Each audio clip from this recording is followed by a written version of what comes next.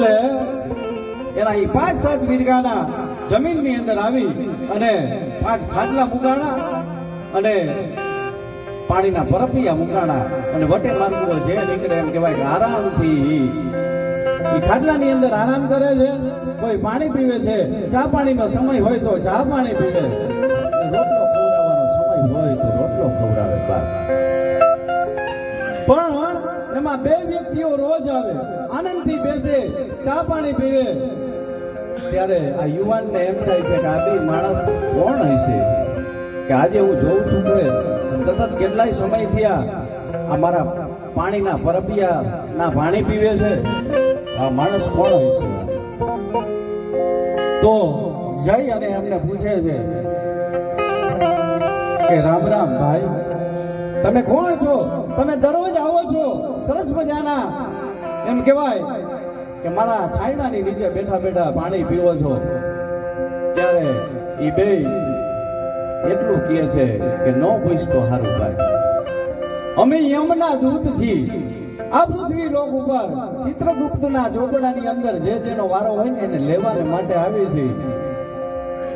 ત્યારે આ યુવાન એમ કહે છે એવું છે એમને, કાંઈ વાંધો નહીં.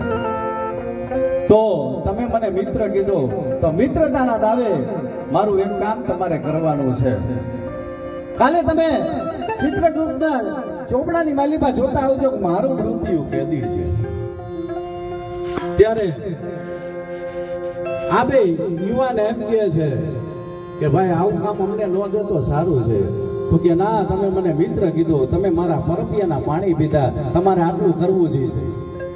2 યુવાન એમ કહેવાય યમરાજાના દરબારની અંદર જાય છે, ચિત્રગુપ્તના ચોપડાની અંદર જઈને જોવે છે.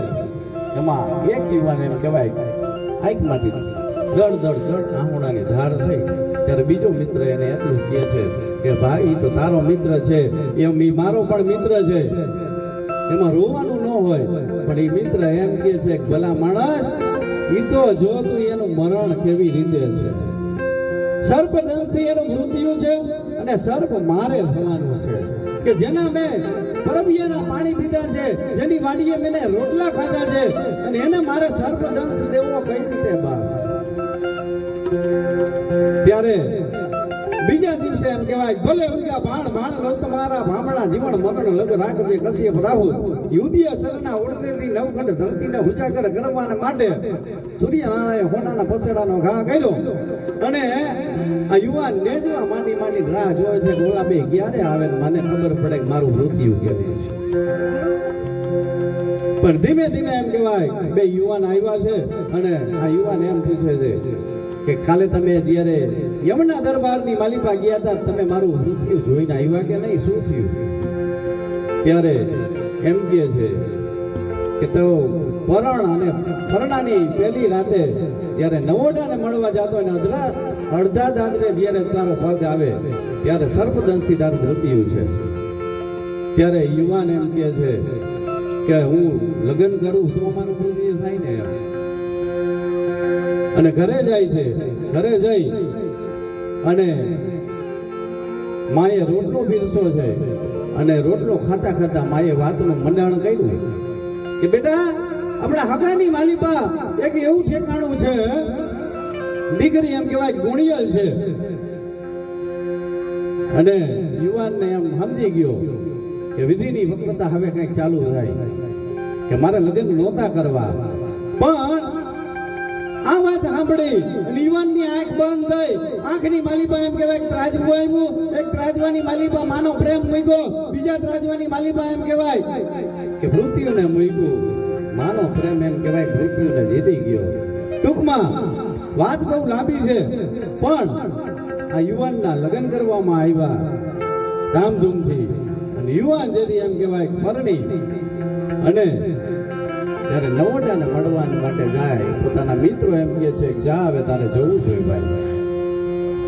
ત્યારે આ યુવાન એમ કહે છે કે સારું હવે સૌને રામ રામ. ત્યારે બધા મિત્રો એમ કહે છે કે ગાંડો નથી થઈ ગયો ને ભલા મારા. પણ ધીમે ધીમે એમ કહેવાય કે ખડકી ખોલી અને ખડકી ખોલતા ખોલતા અડધા દાદરે કાટ કરતો એમ કહેવાય કે યુવાન આવીને ઉભો રહી ગયો છે અને ઓલા યમના દૂત આવીને ઉભા રહ્યા છે કે હમણે હજી આપણે થોડીક વાર છે, આપણે થોડીક વાર વાત કરી લઈએ, આપણે મિત્રો છીએ ભાઈ, હમણે મારે સર્વ થવાનું છે અને હમણે તારું મૃત્યુ થશે. અને ઓલી બાજુ એમ કહેવાય કે 32 ભાતના ભોજન તૈયાર કરી અને નવોટા બેઠી છે, એના કાન એમ કહેવાય કે આ બધી વાતો હાલે છે કે એના ઉપર લાગેલા છે અને અંદર બેઠી બેઠી વિચાર કરે છે, હાય હાય હાય હાય હાય હાય હાય ઈશ્વર, મેં તારો એવો તો શું ગુનો કર્યો હતો કે મારો ચોડીને ચાંદલો હજી આજે પરણાની પહેલી રાતે જ મારો નંદવાઈ જશે.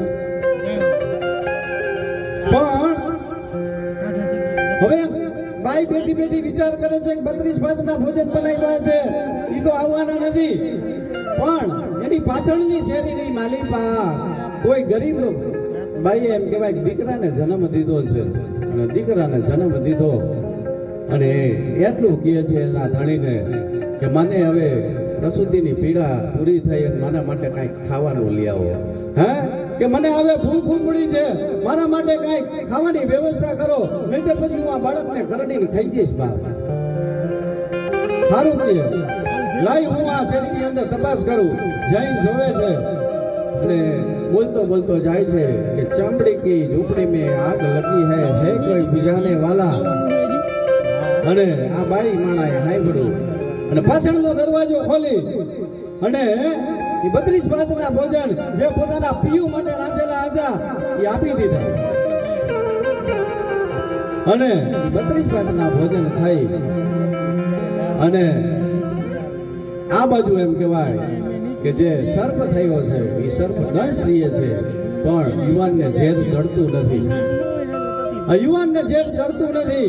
પછી તો એમ કહેવાય સાપ ઊંધો થઈ જાય છે પણ તોય ચડતું નથી. ત્યારે ઓલી બાજુ એમ કહેવાય કે જે 32 ભાતના ભોજન ખાઈ અને એને હૈયામાંથી આશીર્વાદના ગંગાનો ધોધ વસવીતો બાપ કે જેને મને અડધી રાતના ટાણે જેને મને ભોજન દીધું છે એને છોડીને ચાંદલો અમર રાખજે બાપ. યમના દૂત વિચાર કરે છે કે આજ સુધીમાં આવી કોઈ ઘટના બની નથી, અમે જેને લેવા આવ્યા છીએ એ આજે ખાલી હાથે જવું પડશે. અને જઈ અને યમના દરબારની અંદર વાત કરે છે કે અમે સર્પ થયા, સર્પના દંશ લીધા, પણ આ યુવાનને ઝેર ચડ્યું નહીં. ત્યારે યમરાજ ખડખડ હાસ્ય કરે છે કે જેમ દિવેલિયામાં દિવેલ પૂરું થઈ જાય અને એની અંદર જો દિવેલ આવી જાય ને દીવો રામ ન થાય, એવી રીતે યુવાનને એમ કહેવાય કે અડધી રાતના દાણે કોઈએ એના ઘરમાંથી દાન કર્યું છે અને એના કોઈ આશીર્વાદ લાગી ગયા છે એટલે એના બહુ વરાયા પૂરા થાય છે અને એને નવું જીવન બક્ષવામાં આવે છે. આ મારી તમારી પરંપરાયું છે. એટલે ત્યારે આવીને પૂછે છે કે કોને અન્નનું દાન કર્યું હતું? ત્યારે એમ કહેવાય કે નવોટા જે પરણીને આવી હતી એને એમ કીધું હતું કે મેં આ દાન કર્યું. આવી પરંપરા એવી વાતો કે મારો તમારો ધર્મ મને તમને શું કહે છે?